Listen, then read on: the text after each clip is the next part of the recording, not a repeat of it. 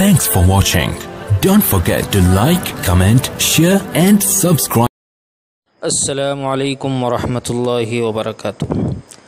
بعض احباب کی طرف سے یہ سوال آیا کہ جرسی گائے یعنی جس کی پیدائش فطری طریقہ یعنی نر اور مادہ کے ملاپ اور صحبت سے نہیں ہوتی، بلکہ گائے پر جب شہوت کا غلبہ ہوتا ہے اور اسے نر کی ضرورت پیش آتی ہے، جسے ماہر جانوروں کے ڈاکٹر سمجھ لیتے ہیں، اس وقت انجیکشن کے ذریعے ولایتی بیل کا نطفہ اس کے رحم میں پہنچا دیا جاتا ہے۔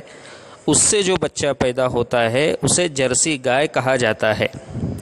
عام گایوں کی طرح اس کے پشت پر کوہان کی طرح ابھار نہیں ہوتا، یعنی اس کو کندھا نہیں ہوتا۔ تو کیا اس کی قربانی درست ہے یا نہیں؟ تو اس کا جواب یہ ہے کہ چونکہ بیل کا نطفہ انجیکشن کے ذریعے گائے کے رحم میں پہنچایا جاتا ہے اور اس سے بچے کی ولادت ہوتی ہے، تو اسے گائے کا بچہ ہی کہا جاتا ہے اور اس کا کھانا بھی حلال ہوتا ہے۔ البتہ قربانی جو ایک عظیم عبادت ہے، اس میں ایسا جانور ذبح کرنا چاہیے جس میں کسی قسم کا شک اور شبہ نہ ہو۔